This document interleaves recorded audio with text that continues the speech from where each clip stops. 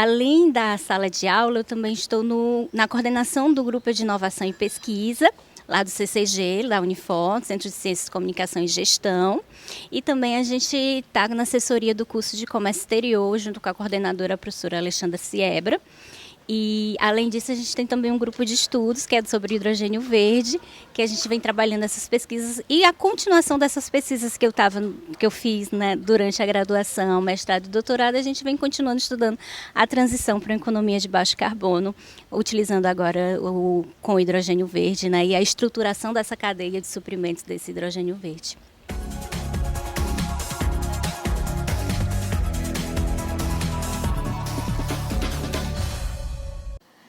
Olá, bem-vinda ao nosso canal Experiências Inspiradoras. Eu sou a professora Cláudia Burrâmara e esse é um projeto de extensão da Universidade Federal do Ceará. O nosso objetivo é inspirar vocês a partir das experiências dos nossos ex-alunos. E hoje eu tenho aqui a Ana Rita Pinheiro, formada em 2010.2 em Administração. A Ana Rita hoje é professora universitária e tem uma história muito linda para compartilhar com a gente. Ana Rita, seja muito bem-vinda ao nosso projeto. Que honra receber você, hein? Obrigada, professora. É uma honra estar aqui de volta a casa para contar um pouquinho da minha história. Parecia um dia desse, estava na sala de aula, né, Ana? Então, Ana, me conta um pouco, assim, porque você investiu na carreira acadêmica, né? Você fez graduação, depois fez mestrado, doutorado, hoje é professora. Me conta um pouco como foi a tua vida acadêmica e o que te levou, né, a esse caminho tão lindo. Eu sou filha de empreendedor, né? Então meus pais, meu pai sempre trabalhou na área do varejo, né? E com isso eu já sabia que eu queria fazer administração. Mas ao passo também que eu já sabia que eu queria ser professora, porque minhas tias todas são professoras, né? Eu sempre gostei muito quando a gente brincava. Qual era a brincadeira que eu gostava de fazer? Era de dar aula, então eu sabia disso, então sabia essas duas coisas, que eu queria a área de empreendedorismo, né? Eu gostava dessa área de administração, de gestão, e que queria ser professora também. Então desde o primeiro semestre da universidade eu já sabia o que queria, né? Mas queria as duas coisas. E aí, em virtude disso, logo no primeiro semestre eu já iniciei na empresa Júnior, né, já com a parte de gestão, e aí fui assessora, fui coordenadora de treinamentos e também presidente da empresa e depois conselheira. Que bacana, você foi presidente da Inova? Isso, fui presidente da Inova há um tempo, né, 2007 mais ou menos, né? Mas aí fui presidente da Inova também. Você falando que dava aula, você sabe que eu fazia isso? Só que eu botava meus irmãos... Eu botava meus irmãos sentados e dava aula para eles de português, de matemática, de história. Só que tu sabe que eles ficaram meio traumatizados, né? Quando hoje a gente se reúne em festa de família, eles lembram que eu era uma professora. A diferença de 2 anos para mim e para os meus irmãos. O que eu gosto, exatamente. Na época da escola, o que eu gostava de fazer era ensinar meus colegas, né? Então, quando eu ensinava os colegas, eu já estava estudando para a prova, sempre tirava nota boa, sempre fui aquela aluna que tirava nota boa, né? Desde a escola até na universidade também. E aí eu fui para a empresa Júnior, mas eu também queria a pesquisa, também queria a parte acadêmica, né? E aí eu comecei a estagiar na Secretaria de Finanças logo depois, mas e me engajei também em alguns grupos de estudo, um deles do professor Augusto Cabral, né? E logo depois eu conheci a professora Mônica Abreu e conheci o LECOS, né, o Laboratório de Estudos em Competitividade e Sustentabilidade. E aí, a partir daí, fui ser monitora com ela na área de operações. E me apaixonei pela área de operações, a área de materiais, a administração da produção, né? E aí eu pedi para sair do estágio, né? Eles quiseram me contratar e eu não vai dar, né? Eu vou realmente para a área de monitoria, iniciação à pesquisa. E aí fui ser monitora dela, depois iniciação PIBIC, né? De iniciação à pesquisa, iniciação científica. E fiz a monografia com ela. nessa área de sustentabilidade, né, que é uma área também que hoje eu atuo, né, essa área de logística, operações e sustentabilidade é uma área que eu gosto bastante, que tenho trabalhado com isso, né. E aí, a partir daí, veio essa bagagem da consultoria, da empresa júnior, né, junto com a parte acadêmica. E emendei o mestrado com a professora Mônica Abreu. A Mônica, a Mônica é uma referência. Aliás, você citou dois grandes amigos, duas grandes referências, o Augusto Cabral e a Mônica Abreu, né? Agora, geralmente, quando os alunos estão terminando a graduação, é aquela sensação de, ai, estou livre, né? E você investiu no mestrado. Como foi essa decisão, Ana Rita?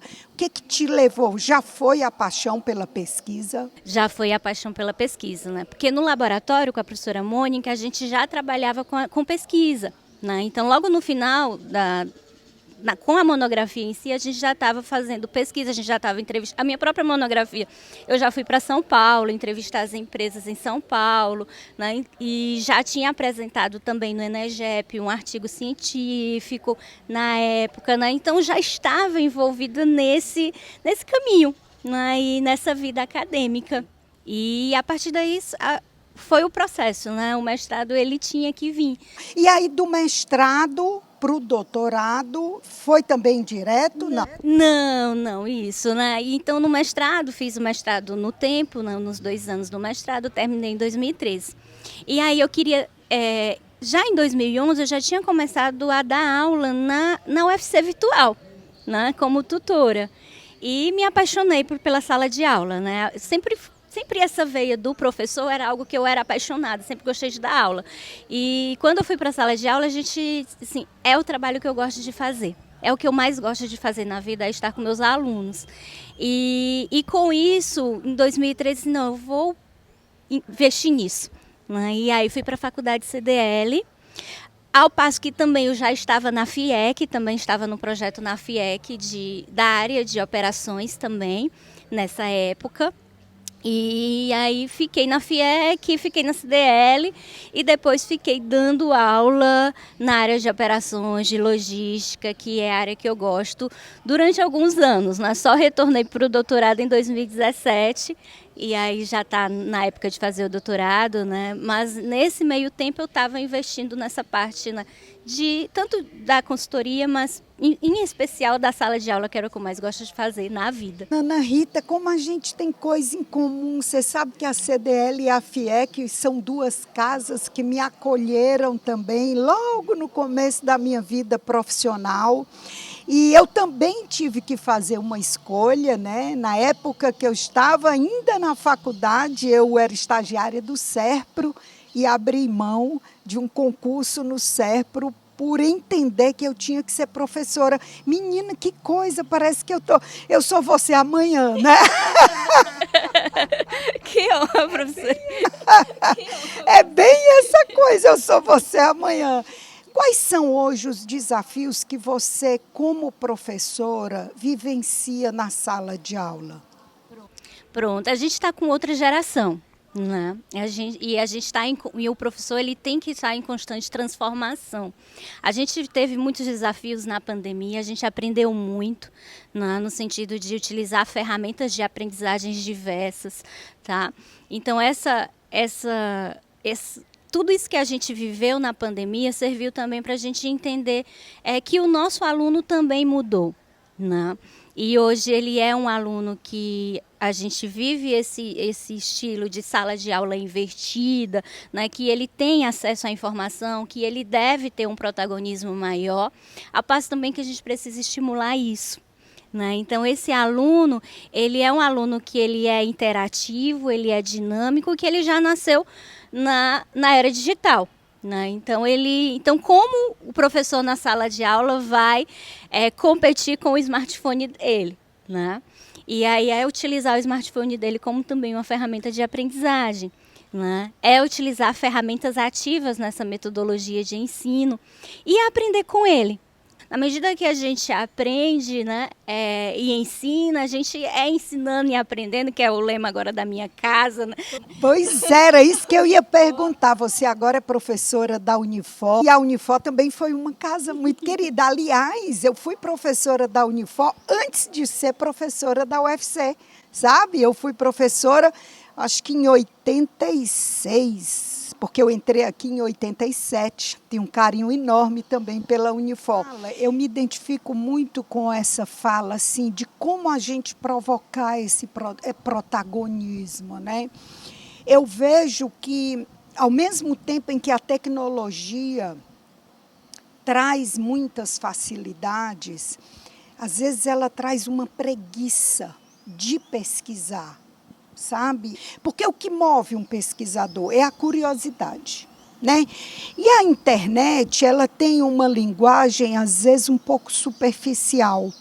Então, ao invés de você aprofundar determinados temas, a gente acaba tendo uma visão panorâmica, né, de muitas abordagens, mas não aprofunda. É como fazer turismo pela internet. Eu posso entrar no Museu do Louvre pela internet, mas eu me mover, fazer economias, visitar, né, e olhar para a Gioconda, lá dentro da grandeza do museu, é que é um esforço muito grande, esforço financeiro, esforço de energia física, né? Esforço de linguagem. Então, assim, às vezes eu fico me perguntando como você traz o aluno para essa curiosidade de aprofundar, né? E ouvindo você, que é muito mais jovem, né? Como é que você vence esse desafio? Obrigada, professora. Eu agradeço o jovem, mas já estou dando aula há mais de 10 anos. Eu tenho algo que eu gosto de fazer muito com meus alunos, que é teoria prática. Como a gente está na ciência social aplicada, né, e a minha área é operações, ela é prática pura. Né? Então, a gente está trabalhando nas empresas, no centro de distribuição, a armazenagem, as compras, a negociação, o relacionamento com os fornecedores, a cadeia de suprimentos. Então, a gente vai aplicar. Né? Então, toda aula tem esse exercício de, ok, a gente viu isso na teoria, mas como é que a gente faz na prática? A gente traz um caso, a gente traz o exemplo da empresa, na empresa assim assada ele faz assim, na outra empresa faz assim, aí o aluno é de uma empresa, a professora na minha empresa é assim, e existe essa troca. Então a gente sempre estimula, ou através de exercício, né, ou através de case, para que ele aplique na prática. Eu acho que isso funciona, porque quando ele aplica aquela teoria, ele vê sentido. E ele vê como eu posso ajudar a minha empresa nesse determinado segmento fazendo isso. Essa aplicação, essa ferramenta pode utilizar a minha empresa, assim, ele aplica na hora. Em equipe, com os colegas ajudam. Então tem a troca, professora, mas eu não tenho empresa. Mas alguém tem. E aí a gente vai trocar, a gente vai compartilhar isso. Né? Então isso funciona, né? Então a gente consegue fazer.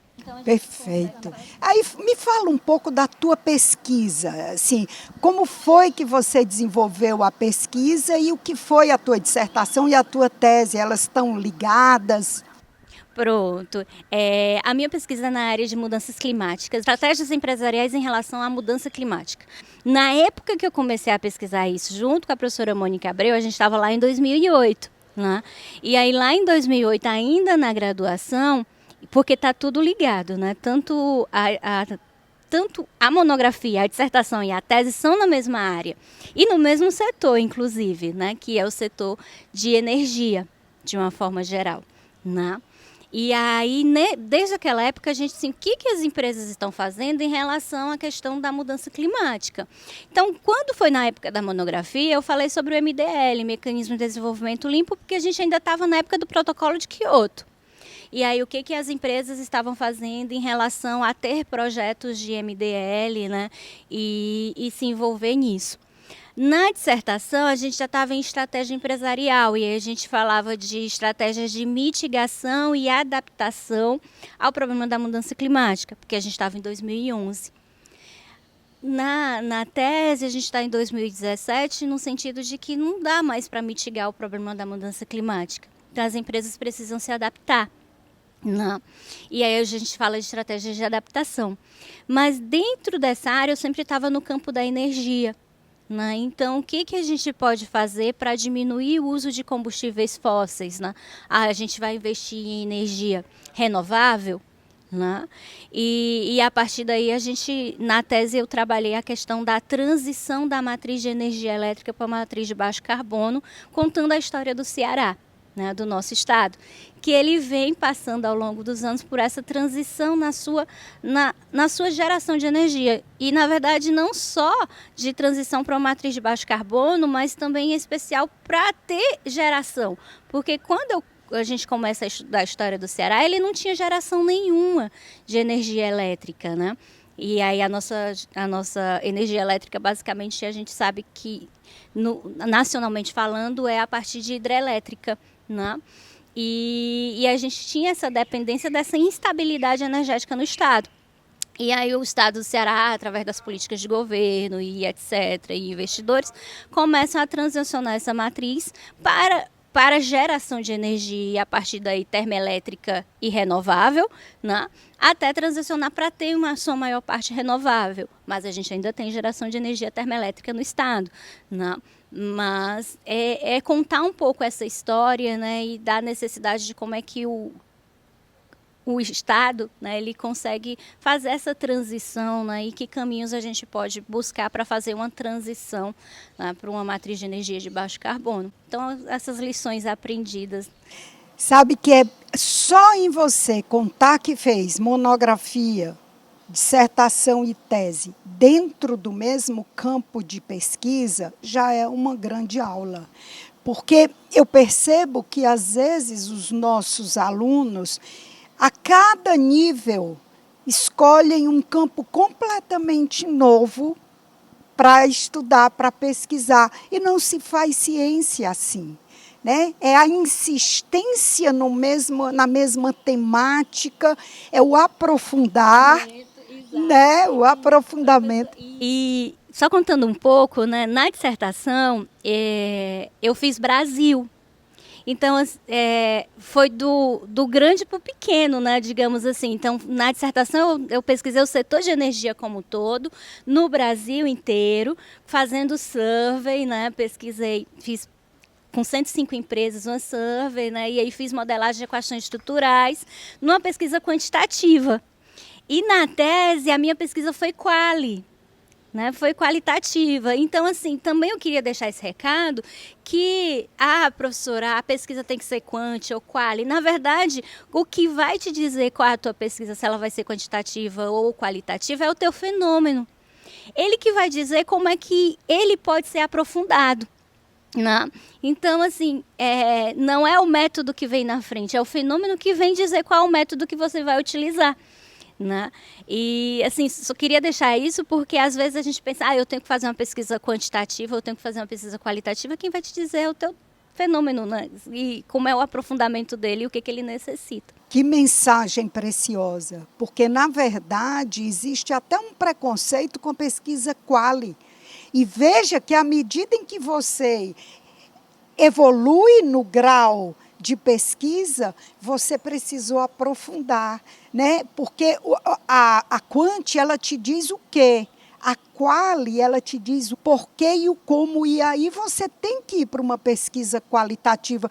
Que linda essa mensagem, viu, Ana? É uma desconstrução, né, de uma palavra que está na moda, de um mindset, de que a gente tem que vir sempre para o quantitativo, quando, na verdade, o qualitativo te diz o porquê e o como de uma forma mais aprofundada, né? Exatamente. Eu queria deixar esse recado porque eu acho que ele é realmente importante, né? A gente precisa olhar sobre o nosso fenômeno e perceber o que ele exige da gente, né? Que estudo ele necessita, como a gente deve se aprofundar dele. Que lindo! Bom, então, para a gente encerrar, eu queria que você já deu tantos recados importantíssimos, mas se você olhar para aquela câmera ali e dar uma mensagem, seja para quem está na graduação, no mestrado, no doutorado, fique à vontade. Bom, eu vou falar também como se eu estivesse falando para os meus alunos, né, os meus vários alunos que eu tive ao longo desses mais de 10 anos também, e para os colegas, quem está na graduação, insista e invista no seu sonho. Ah, professora, mas eu tenho vários sonhos. Pois busque-os, né? Quando eu comecei, eu quero ser professora, mas eu quero também atuar.